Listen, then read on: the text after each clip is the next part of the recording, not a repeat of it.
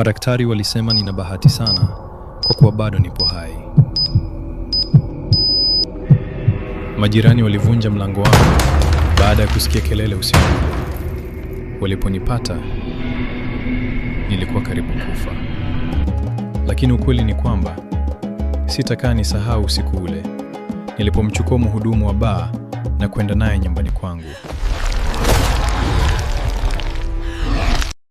Lakini kabla sijaendelea kukusimulia kile kilichonikuta, ili na wewe kisikukute, naomba sapoti yako kwa kulike hii video ili wafikie wengi. Kisha subscribe ili usipitwe na simulizi nyingi nzuri zijazo na za kusisimua. Asante. Sasa, tega sikio lako kwa umakini. Kuna watu wanaamini kuwa kila kitu unachofanya katika maisha siku moja hurudi kukufuata. Wengine wanaita karma. Lakini kwa miaka mingi sikuwahi kuamini mambo hayo. Nilidhani dunia ni sehemu ya wale wanaojua kuchukua wanachotaka, na kwa muda mrefu nilikuwa mmoja wao. Kwa miaka mingi nilikuwa mtu ambaye wanawake wengi walijuta kunifahamu. Nilikuwa najua jinsi ya kuwavuta. Nilijua maneno gani ya kusema. Nilijua jinsi ya kuwafanya waniniamini. Lakini ukweli ni kwamba sikuwahi kuwaheshimu. Nilikuwa nikiwachezea hisia. Nilikuwa nikiwadhalilisha. Na wakati mwingine nilikuwa hata nikiwatesa. Kwa muda mrefu niliona kama hayo ni mambo ya kawaida. Nakumbuka usiku mmoja miaka kadhaa iliyopita. Tulikuwa tumetoka nje ya mji kidogo. Barabara ilikuwa nyembamba. Pande zote kulikuwa na miti mirefu ya porini. Usiku ule kulikuwa na giza kubwa sana. Taa za gari langu ndizo pekee zilikuwa zinakata giza lile. Mwanamke aliyekuwa pamoja nami alikuwa analia. Alikuwa amenigundua kuwa nilikuwa na wanawake wengine. Nilichoka kusikiliza malalamiko yake. Nikasimamisha gari. Nikafungua mlango. Nikamwambia kwa sauti tulivu, "Shuka." Mwanzoni alidhani ninatania, lakini nilipomkazia macho, alitambua sikuwa natania. Alishuka polepole. Usiku ule hakukuwa na nyumba karibu. Hakukuwa na taa. Hakukuwa na watu. Nilifunga mlango wa gari. Nikamwacha pale, peke yake, katikati ya pori. Na siku hiyo, sikujisikia vibaya hata kidogo. Kwa sababu wakati huo, nilikuwa naamini dunia ni ya watu wenye mioyo migumu. Kulikuwa na tukio lingine. Kulikuwa na mwanamke mmoja niliyekuwa nikikutana naye mara kwa mara. Alikuwa ni mwanafunzi wa chuo kikuu hapa jijini. Hakuwa mtu mbaya. Kwa kweli, alikuwa mtu mzuri sana. Alikuwa mpole na alinipenda kwa dhati. Lakini kama wanawake wengine niliokutana nao, nilimchukulia kama mchezo tu. Siku moja alinipigia simu. Sauti yake ilikuwa tofauti. Ilikuwa nzito kidogo, kama mtu aliyekuwa akijizuia kulia. Aliniomba tukutane. Tulikutana kwenye mgahawa mdogo karibu na kituo cha mabasi. Alifika pale kabla yangu. Nilimkuta ameshakaa. Mikono yake ilikuwa imekumbatia kikombe cha chai. Alikuwa anatazama chini tu. Nilipokaa mbele yake, hakusema kitu kwa sekunde kadhaa. Halafu, polepole, akainua macho yake. Macho yake yalikuwa mekundu. Ishara ya mtu ambaye alikuwa amelia sana. Aliniambia kwa sauti ya chini sana, "Nina kitu nataka nikuambie." Nilimwambia aseme, lakini moyo wangu tayari ulikuwa umeanza kukasirika. Nilihisi kama anataka kuleta drama. Halafu, akasema maneno ambayo sikutarajia kusikia siku hiyo. Alisema, "Nina mimba yako." Kulikuwa na ukimya kwa sekunde chache. Watu wengine mgahawani walikuwa wanazungumza. Lakini kwangu, kila kitu kilionekana kama kimesimama. Nilicheka. Kicheko cha dharau. Nilimwambia kwa sauti ya kejeli, "Una uhakika ni yangu?" Alionekana kuumia sana kusikia hivyo. Aliniambia kwa sauti ya haraka, najua ni yako na wala sina mtu mwingine. Lakini sikumsikiliza. Nilikuwa tayari nimeamua kwamba sitaki hiyo mimba. Nilimwambia kuwa mimba sio yangu. Aende akamtafute mwanaume mwingine aliyempa hiyo mimba. Alianza kulia. Alikuwa anajaribu kuniambia kwamba anahitaji msaada, kwamba anaogopa, kwamba hajui afanye nini. Isitoshe, yeye bado ni mwanafunzi. Atawaeleza nini wazazi wake ili wamuelewe? Lakini sikutaka kusikia hata neno moja. Nilisimama kutoka kwenye kiti. Nikaacha pesa mezani. Na kabla sijaondoka, nilimwambia kitu ambacho kilimfanya alie zaidi tena kwa sauti. Hayo si matatizo yangu. Halafu nikageuka na kuondoka. Sikumwangalia tena. Sikujua nini kilimpata baada ya siku ile. Na ukweli ni kwamba kwa miaka mingi sikuwahi hata kufikiria kuhusu yeye. Lakini mtu ambaye aliumia zaidi kuliko wote alikuwa mke wangu. Alijaribu kuvumilia kwa muda mrefu sana, lakini siku moja alianza kuona kitu ambacho hakupaswa kuona. Simu yangu. Kulikuwa na ujumbe kutoka kwa wanawake tofauti tofauti. Baadhi yao walikuwa wananiita mpenzi. Baadhi walikuwa wanatuma picha. Baadhi walikuwa wananiuliza nitakuja lini tena. Wengine walithubutu kunipigia simu hadi saa 8 za usiku. Mke wangu aliponiuliza ni kina nani hao, nikamwambia ni simu za ofisini, bila kujua kuwa alikuwa ameshagundua kuwa na msaliti. Alipotaka kuhoji zaidi, nilimfokea. Lakini siku moja niliporudi nyumbani, alikuwa amekaa kimya sebuleni. Akanitazama tu. Hakupiga kelele. Hakufanya drama.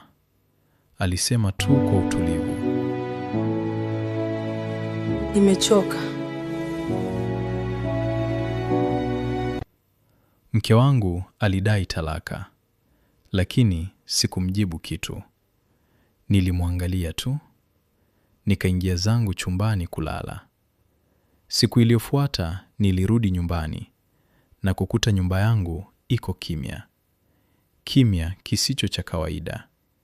Hakukuwa tena na kelele za watoto wakicheza.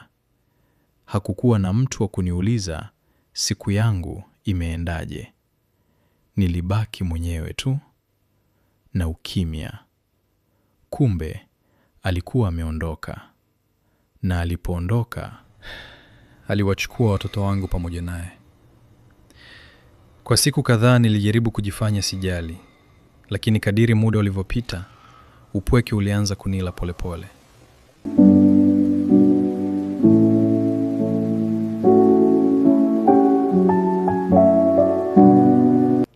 Nilijaribu hata kuleta wanawake kadhaa niishi nao pale nyumbani, lakini haikuchukua hata wiki.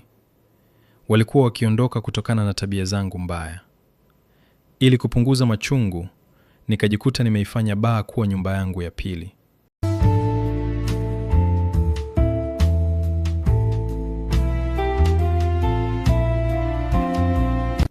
Kila usiku nilikuwa pale. Ilikuwa baa ya kawaida tu. Kulikuwa na muziki wa taratibu ukipigwa. Watu walikuwa wanakunywa, wanacheka, wengine wanazungumza. Mwanzoni ilikuwa glasi moja, halafu 2, halafu ikawa tabia ya kila usiku kwenda pale. Siku moja nikiwa nimelewa chakari, nimeshindwa hata kujielewa. Mhudumu mmoja mrembo sana wa pale baa alijitolea kunipeleka nyumbani. Usiku ule ulikuwa tulivu. Barabara zilikuwa na magari machache sana. Aliniendesha mpaka kwangu.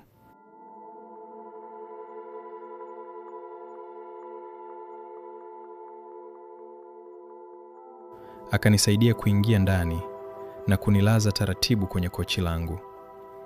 Kisha akainama na kunibusu kwenye shavu. Nikiwa nimezidiwa na tamaa na pombe, Nilimtazama na kumuuliza, vipi, unataka kubaki hapa usiku huu tufurahi? Alitabasamu, kisha akajibu kwa sauti nyororo, ndiyo, kwa hakika. Nimekuwa nikisubiri uniulize hili swali kwa muda mrefu sana. Nilitabasamu. Tukaelekea chumbani kwangu. Kisha kanitazama moja kwa moja usoni. Uso wake haukuwa na hisia tena. Aliniambia maneno ambayo sitakaa niyasahau kwenye akili yangu mpaka naingia kaburini. Alisema, nakupenda, lakini inabidi niishi. Hapo hapo, ghafla, alianza kubadilika mbele ya macho yangu. Umbo lake lilipasuka na kugeuka kuwa mnyama wa ajabu, wa kutisha, kama mbwa mwitu mkubwa au jini ambalo sijawahi kuliona maishani mwangu. Kama nisingekuwa nimelewa sana, labda ningeweza kugundua mapema kile kilichokuwa kinaendelea na kukimbia. Lakini nilichoweza kufanya ni kujaribu tu kusimama na kujikwaa. Nilijaribu kujiokoa, nilijaribu kukimbia, lakini alinirukia na kuzamisha meno yake makali kwenye shingo yangu. Nilijihisi kama swala mnyonge aliyeangushwa chini na simba. Sikuwa na ulinzi wowote. Nikiwa nimelala pale, nikivuja damu, nikisubiri kwa hofu kile ambacho kingefuata.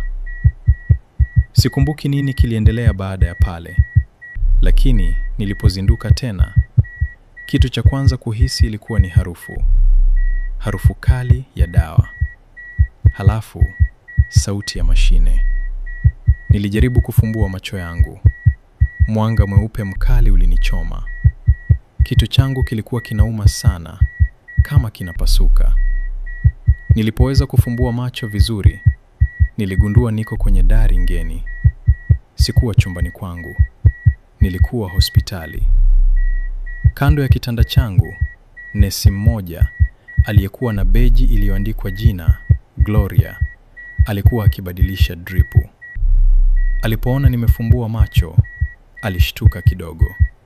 Akatoka nje haraka. Muda mfupi baadaye, daktari mmoja mzee aliingia. Alikuwa na uso wa masikitiko.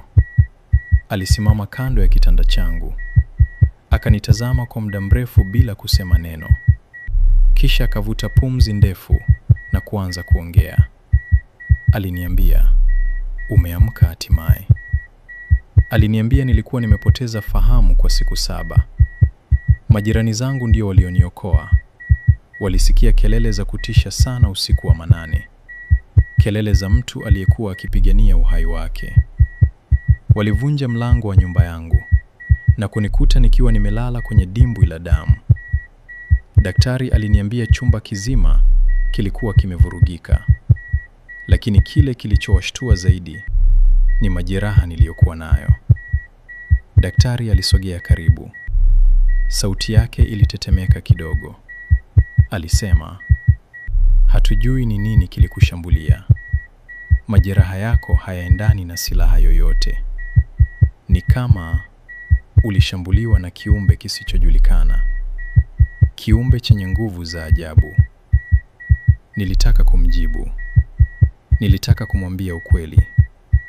Nilitaka kumwambia kuhusu yule mhudumu wa baa. Kuhusu kile kiumbe cha kutisha. Kuhusu uso wake na meno yake makali.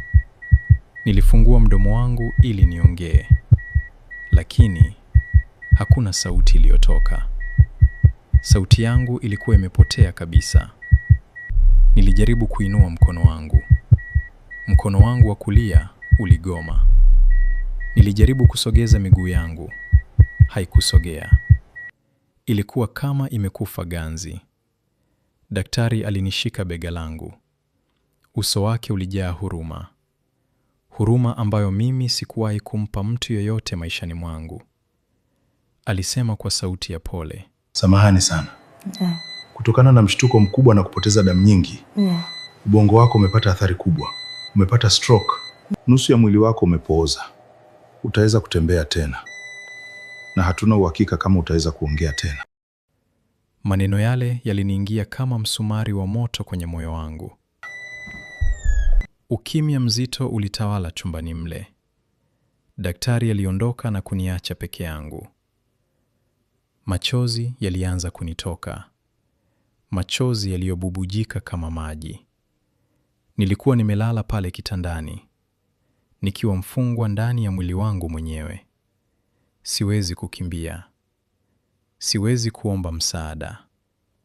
Siwezi hata kumpigia simu yule mwanafunzi niliyemkana ili nimuombe msamaha. Siwezi kumtafuta mke wangu na watoto wangu. Nipo hapa. Nimebaki kuwa mzigo. Nimebakia kuwa sanamu inayopumua. Na jambo la kutisha zaidi, sio huu ugonjwa wangu. Sio huku kuparalyze. Jambo la kutisha zaidi ni ukweli kwamba kile kiumbe bado kiko hai. Kiko huko nje, kikitembea mitaani kwa sura ya mwanamke mrembo, kikiwinda watu.